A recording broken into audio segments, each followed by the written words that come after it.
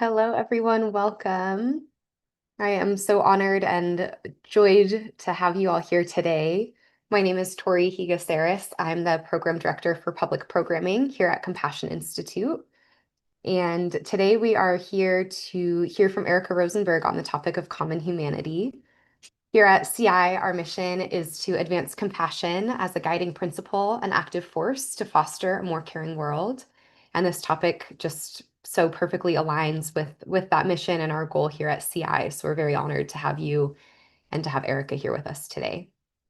For those of you who are not familiar, Erika Rosenberg, Ph.D., is a scientist, author, and educator who seeks to help people understand themselves and one another better, connect with one another, find peace and joy in life, and suffer less. Dr. Rosenberg's academic work focuses on the study of emotion, emotion expression, and contemplative science. And Erika is a co-founder of the Compassion Cultivation Training program that was begun at Stanford University with lead author Thupten Jinpa, and she currently serves as founding faculty at Compassion Institute. Today, as I said, she'll be speaking and guiding us in a meditation on common humanity, where we can really think and dive deep on the questions of what keeps us connected. In a time where we may feel separated by political beliefs and global challenges, how can we find a way to come together?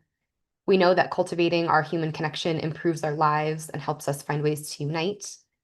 So connecting and finding our common humanity in these times is key, and we're honored to have Erika with us today. So with that, I will hand it off to our beloved Erika Rosenberg to get us going. Thanks, Erika. Thank you, Tori and Logan, and thank you to the Compassion Institute for arranging this. And thank you to you all for being here, for taking a little time out of your day to visit maybe a different space from the way the rest of your day is. And I want to invite you right now to just kind of like make this next, we don't even have a half hour left, next, 28 minutes to be a time to engage, to go within, to settle, and engage maybe a little differently than the rest of your busy day might have you set up for. Um, so welcome, welcome. I really want to just dive right in and say a few things about our topic today, which is it's always salient, it's always relevant, but it feels especially important in the world right now where divisions are so accentuated and reinforced and kind of, no matter where you sit on a lot of controversial issues, there's a lot of polarization and separation of us humans into separate little groups. And one of the things that we've been really focused on in Compassion Institute is how can we, connect these separations, or as John C. Powell says, bridge this separation to become more of one human family. This notion of common humanity is fundamental to that. And I'd like to start with a definition of what we mean by common humanity, and then a few words about the role that it plays in the growth of compassion. So common humanity is, it could also be called shared humanity. It's taking a moment to step back and get maybe a bigger perspective, a more fundamental perspective, that amidst in the context of all these things that are different among us, and these differences are beautiful. We are all different kinds of people. And right now I'm just focusing on humans because that's where a lot of the division is, but really to embrace all of the inhabitants of this beautiful planet. We'll focus on Earth for now. But starting with humans, because that's where the divisions are sown, to recognize that in all this glorious variation of human being, and that we might be separated by belief, by background, by what we look like, by what we believe in, who we love, how we identify, our age, size, everything, all these things that can be used to distinguish among us, that there is something so common among us, that on this planet Earth, we are just going and trying to get through our lives, trying to, we're all eating and waking and sleeping and working and doing things. We're trying to have not too much suffering and pain, maybe some joy and fun and love. That those things are so fundamental to what it means to be alive, and that those are the things that connect us. So can we embrace that? And the more we can embrace that, we move away from, this othering, this us and them, to just us.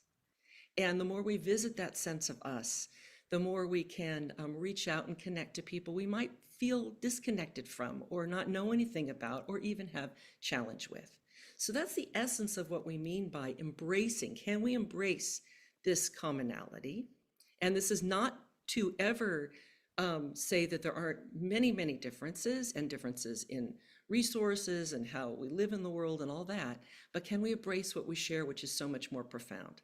That's the path to healing the divisions. In terms of the role this plays in compassion cultivation, and as Tori said, we have this wonderful program, CCT, which I helped develop with Jimpa, and we've been teaching and training teachers in for years. It's a pathway of growth that a lot of compassion training can follow. And what role does embracing common humanity play in that? Just to keep it simple and brief, given our limited time, it's actually a pivotal step in the growth of compassion, because it's embracing what we share, even when we have all these differences, is absolutely crucial for breaking open our circle of compassion from this maybe tight little focus on our loved ones, everybody we feel cozy about, to expand it, to invite in people we don't know, to invite in people we might have differences with, or people who've actually, we've had conflict with, and to ultimately open it up to all beings. That's what we mean by embracing common humanity. And that's why it's so important, if you're ever going to move by the safety zone into a broader reach of your compassion, you need to embrace common humanity. So that's all I really want to say in terms of introduction. I'd like to spend the rest of our limited time together doing some practice. And going into this practice, I'd like to, I think it's important to keep in mind these 3 words that sort of have become this informal mantra for common humanity practice. And those 3 words are just like me. In my CCT class, I sometimes encourage my students to take this phrase into their life when they find themselves in a situation where they're frustrated with somebody, and just remember, oh, just like me, they're just trying to get through life. I don't know their story. It involves some empathy here, right? I don't know what's going on with them. Maybe they have a reason for being challenging that isn't just about me. Just like me, they're trying to get through their day. So this phrase, just like me, I'll bring it up in the meditation. And it's a kind of nice little tagline to have in mind for common humanity practice. Okay, so let's do some practice together. And to begin, I really encourage you to take a second. I'm going to light my little candle. If you have a candle handy, great. I like to do this when I practice. It has this symbolic value of kind of making the space a little bit special, a little bit different, a little bit sacred. If you don't have a candle, that's fine. So there's my candle. And just to take a second to maybe adjust your posture, get comfortable in your seat. Make sure, if you're on a chair and I'm on a chair, in a chair, just if you can have your feet flat on the floor, that's great, because it's this sense of being grounded, stable. And if you find your shoulders are tense, just take a second to kind of Settle into the chair. If you're on a cushion, feeling the ground beneath you, maybe where your feet are or your knees are hitting the floor. And you can have your eyes open or closed. You know, since you're looking at a video or a screen right now, it might be valuable to gently close your eyes, but whatever you feel comfortable with. And as you sit, inviting into the body a deep cleansing breath. So slowly drawing the air deep into your chest and belly. Opening, and when you do that deep in-breath, feel how it makes you bigger. Maybe inviting that spaciousness into any areas that are tight or tense. Opening the area around the heart to soften that area. And then taking your time, letting go of the in-breath, slowly releasing it. Feeling your weight settle into your seat when you do so. And maybe one or two more of those slow, deep cleansing breaths.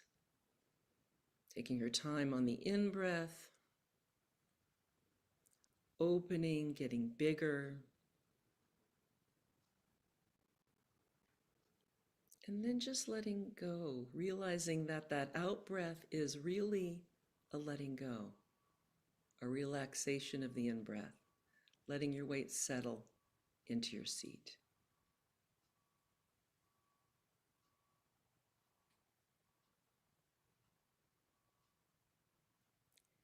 And then allowing the breath to just return to its natural rhythm. The body knows how to breathe. So letting it resume its natural breathing, letting go of any deliberate attempts to control the breath. And maybe allowing that soft, rhythmic pulse of the breathing body just gently reside in your awareness, not too tightly focused on it, just feeling it.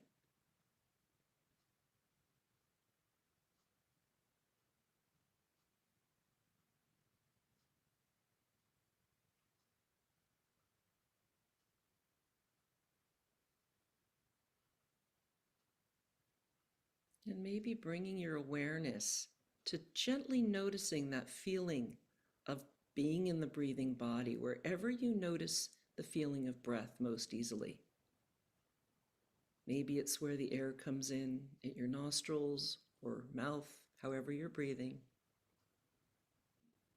Maybe it's the rising and falling of your belly. And if it's not comfortable for you to notice the breath, maybe just feeling where your legs are hitting the chair or connected to the earth. Just pick some embodied place. It's a comfortable spot to gently rest your attention. Again, without too much focus, just allowing it to kind of reside there with an open, soft awareness.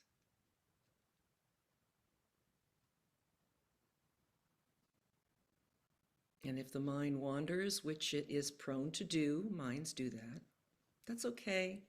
If you see that you're starting to think about things, gently note that, and then kindly escort your awareness back to that sensation of being in the breathing body, or to the feeling of sitting on the chair, whatever sensation you're focusing on.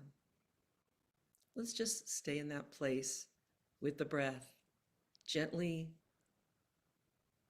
being present with the mind, coaxing it back to this stabilizing place of the feeling of being in the breathing body.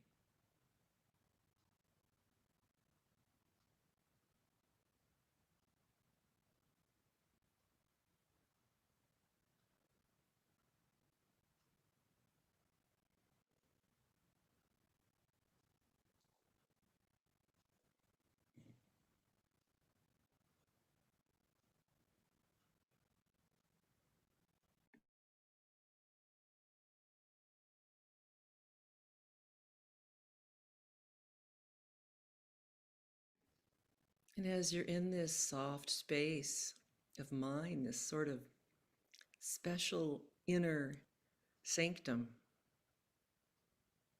notice how you're doing. Whatever you arrived at this moment with, and send it a little kindness. Whether it's a kind thought, hey, me, hope you're going to be okay, doing okay, here's a little love. Nothing complicated, no analysis. It could be just sending it an imaginary hearts or a little warm embrace. It's the wonderful thing about the space of mind. You can do whatever you want in there. Gently send yourself a little kindness for whatever ails you, or even if nothing does. We can always use a little good stuff.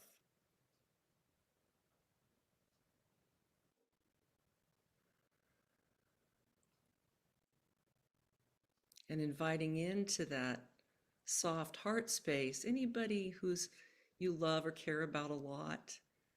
It's easy to feel these feelings of goodness for. Send them a little kindness too. Send them a little understanding and compassion for anything difficult they're going through. The stuff that naturally arises for people or beings you care about. Doesn't have to be a person, could be your pet. Just send them some love. Whoever comes up in your mind is just perfect.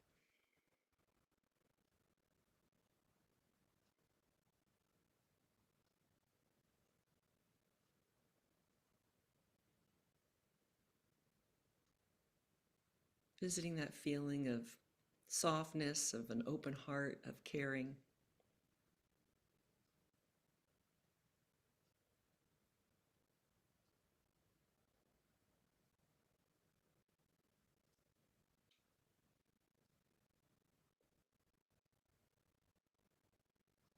And feeling connected to anything that might move in your heart, what you're feeling now.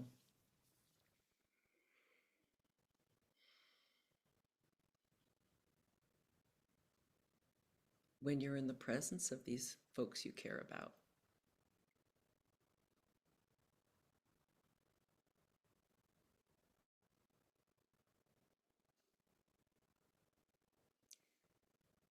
Now, let's experiment with someone new to invite into this soft, caring space.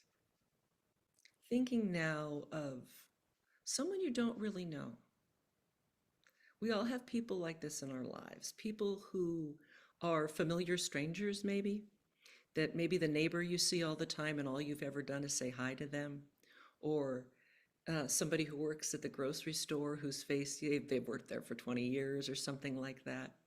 See if you can think of somebody in your life whose face is familiar or feelings familiar. If you can visualize them, great. Or maybe you know them just superficially, but you don't know anything about them. This is what we often call the neutral person in meditation realms. You don't know them, don't have any particular feelings, but you can think of them. Take a moment to think of who that might be. Someone you can work with in meditation for a minute here. It could be the person who, delivers your mail. And bring them to mind. If you can see them in your mind's eye, great. Or if you can just get a sense of them being there, wonderful. What you're doing is you're inviting them into this soft space that's been activated by those you care about. And with this stranger in front of you, recognize that just like you, they have a life. They have beyond this limited setting you know about. Just like you, they have people who love them. Just like you, they have people they care about.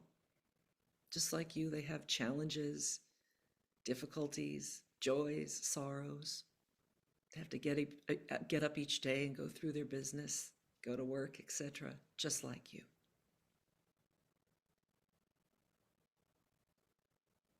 Reflect momentarily on the similarity that you have, that you're both just trying to get through life.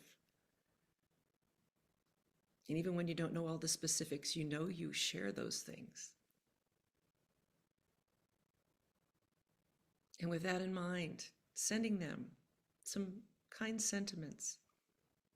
May you be happy. May you be free from suffering. May you have peace and joy. Or some version of those phrases. Mentally sending them those kind thoughts. Just like you, they're trying to get through life. May they be free from suffering. May they be happy. May they have some joy. So pausing to send them those good things. Is there another human on this path?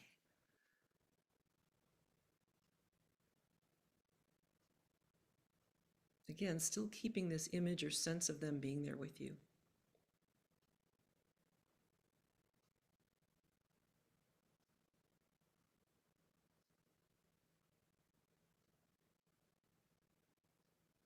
May you be happy. May you be free from suffering and pain.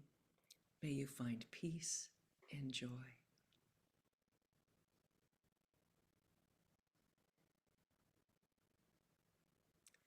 And maybe gently letting go of those phrases and just feeling whatever you're feeling towards this person you don't know very well.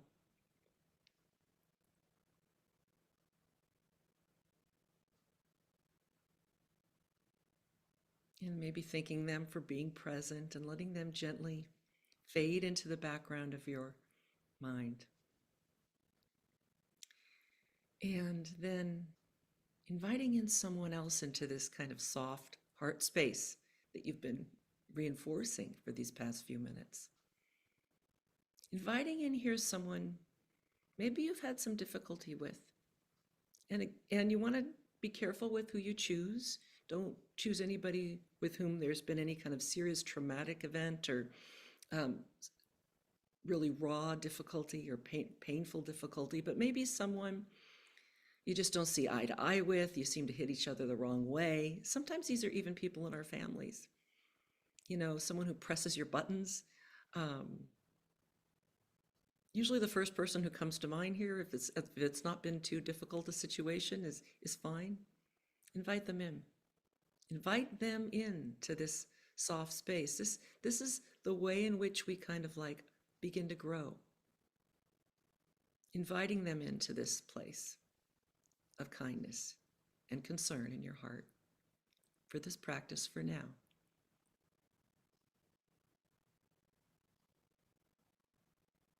And try to get a sense of them being there right now with you in your mind's eye, whether it's visualizing them or just a feeling of them being there. And notice how you feel. Taking a breath. This is the safety of your mind. And recognize that this person, even amidst the challenges that you experience with them or the different views you might have, just like you, they're trying to get through life. Just like you, they have to go about their business. They have people who matter to them. They get up, they go to work. They're trying to get through this day, just like you. And just like you, they really don't want to have too much pain or suffering and have some joy, just like you. So with this individual in mind, recognizing this similarity, wish them well. Wish them well. Use the power of your heart and your mind, even if it's not felt, and that's what's important here, even if it's just a thought. May you be happy. May you be free from pain and suffering. May you find peace and joy. Experiment with that. Visit that. Or maybe it just takes a time of may you be safe and well. If that's as far as you want to go, that's fine. Sending them some good, kind, caring sentiment in your mind.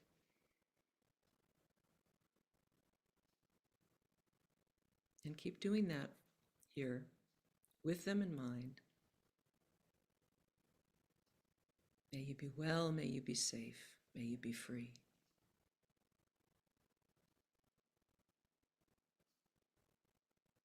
I know in many ways you're just like me.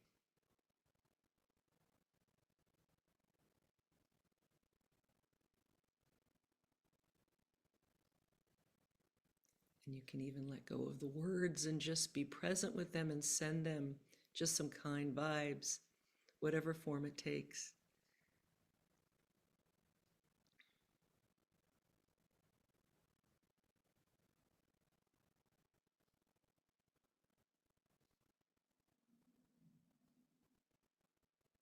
And then loosening this a little bit, noticing what you're feeling, maybe looking at them in your mind's eye or more directly acknowledging them and thanking them for showing up for this little practice. And maybe expanding your view now in your mind to that neutral person you were practicing with, the loved ones who came up in your mind, and then the countless beings on planet Earth. May we be happy. May we be free from suffering. May we find peace. May we find peace and joy.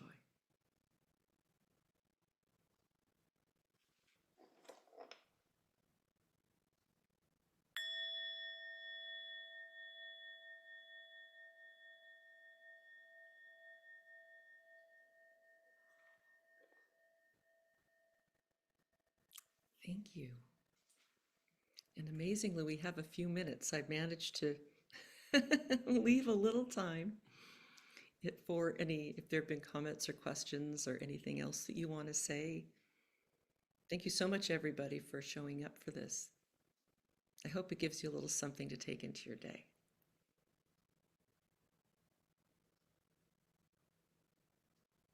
Thank you so much, Erika. I am honored, as always, to be able to attend a meditation led by you. It's such a gift. So thank you for being here and giving this free offering. I know I speak for everyone who has watched when I say we're very grateful to have this offering, especially now. Speaking to those who were able to attend, if this felt delightful for you as it did for me, and if it left you hungry for more, Erika will be offering an 8-week CCT course that starts in September, takes place on Wednesdays starting September 17th from 9 a.m. to 11 a.m. Pacific time. And it will dive deep on common humanity, loving kindness, self-compassion, and my personal favorite, the Tonglen active compassion practice, of which Erika is an absolute expert. So if you are looking to dive deep in your practice, learn some more topics, or maybe remind yourself of topics you learned once and maybe aren't practicing as much now, I encourage you to register for her course. You can find it on our website, and we'll have it linked here as well.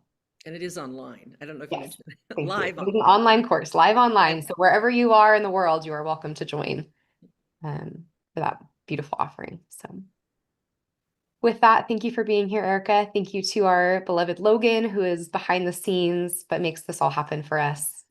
And thank you for everyone who attended or is watching later. We're honored to have you in our community. Be well, everyone. Thank you.